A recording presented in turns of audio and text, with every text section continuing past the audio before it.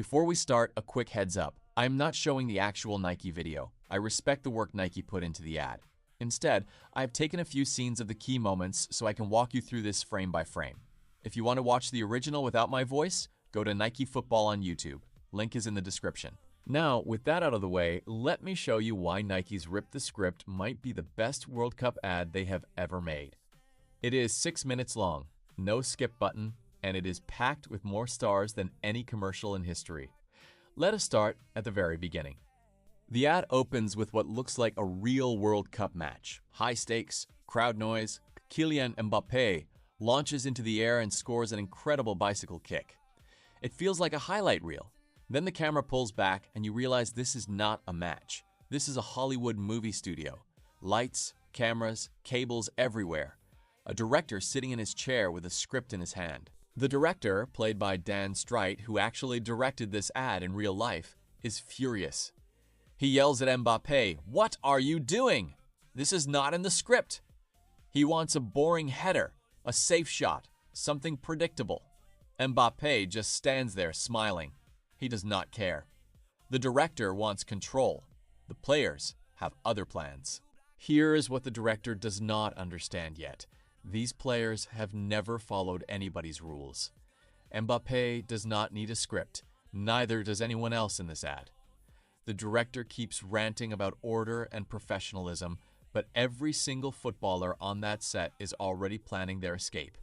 The rebellion has not started yet, but it is coming.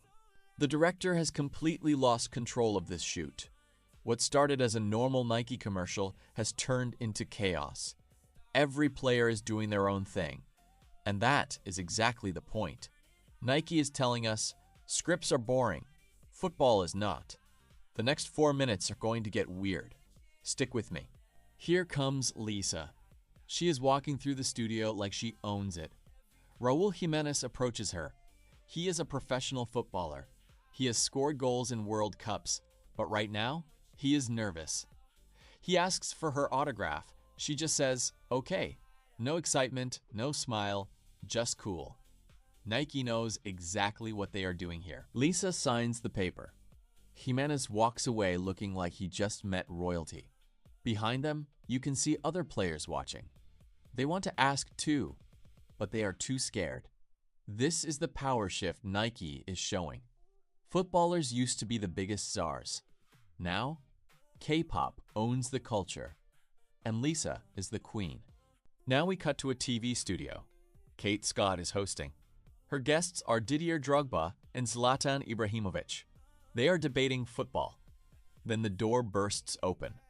Mbappé and Nico Williams crash the set. This is not in the script. The director is losing his mind somewhere off camera, but nobody cares anymore. Drogba is not happy. He says Mbappé needs to pass more. It is a ridiculous thing to say about one of the best players in the world.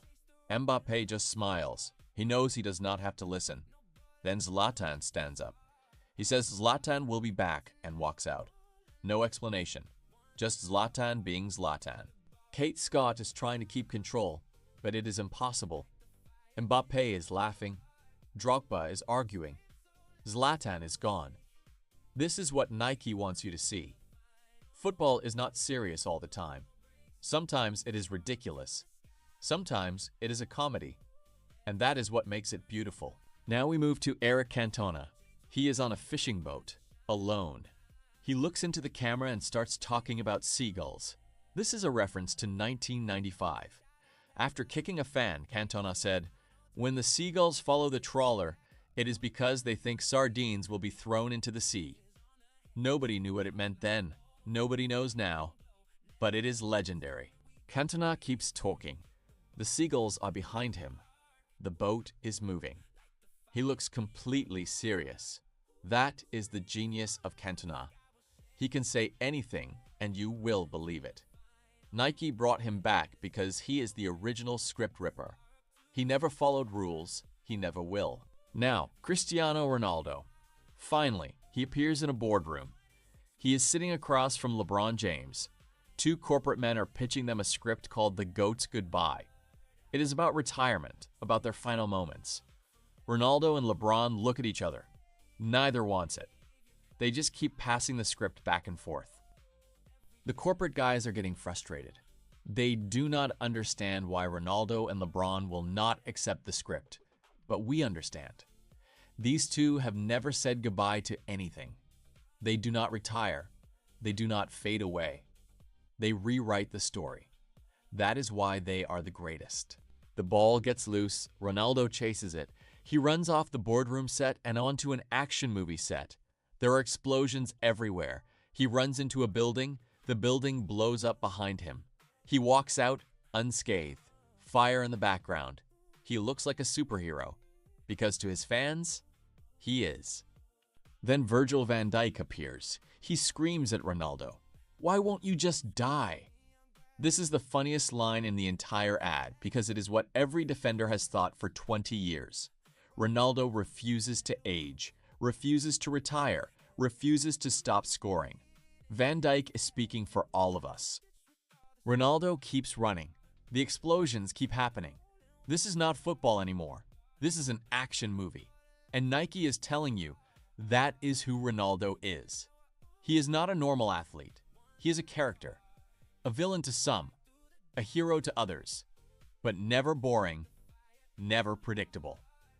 Now we cut to something completely different, a snow globe. Inside, Central C and Cole Palmer. They are doing the Cole Palmer celebration. Arms crossed, ice cold. The snow is falling around them. It is strange, it is beautiful, and it is a reminder that Nike is not afraid to be weird. Here is the twist. When Nike filmed this, Cole Palmer was supposed to be on England's World Cup squad. He did not make it. Most brands would edit him out, delete him. Nike left him in, because reality is messier than the script, and Nike is okay with that. That is the whole point. Central C raps. Palmer stands there looking cold. The snow falls. It does not make sense with the rest of the ad, but that is fine. Nike is not trying to make sense. Nike is trying to make you feel something. And a British rapper in a snow globe? That is a feeling. Then Ted Lasso appears. Jason Sudeikis walks onto the set and says, "This looks fun, what y'all shooting?" Ted Lasso is the heart of this ad because he represents belief, optimism, joy. Nike knows you cannot just sell hype. You need someone to say, it is okay to have fun. That is Ted's job here. Ted looks around at the chaos, the explosions, the snow globe, the angry defenders, and he just smiles. Because Ted Lasso has seen worse. He coached a football team knowing nothing about the sport. A little chaos is nothing to him. He is the calm in the storm. Now we go to Ronaldinho. Long hair, big smile, dancing. He does not have a serious moment in this ad. He is just having fun. That is who Ronaldinho is. He made millions of kids fall in love with football. Not because he won trophies, because he enjoyed every second. Nike knows that joy sells. Next to him is Jorge Campos, the most exciting goalkeeper ever. He wore neon pink and green kits that he designed himself. He did not follow rules. He did not care what people thought. He just played. That is why Nike put him here. He ripped the script before anyone was doing it. Now the final sequence begins. Every single player from the entire ad runs toward the camera. Cantona, Ronaldo, Mbappé, Ronaldinho, Vinny, Zlatan, Haaland, all of them. The director is tied up in the background. The script is on fire. Chaos has won. And it looks beautiful. Rip the script. No easy answers. Nike spent millions to say one thing. Sports are not predictable. Humans are not predictable. And the best moments? They are never written. They just happen. That is the whole point.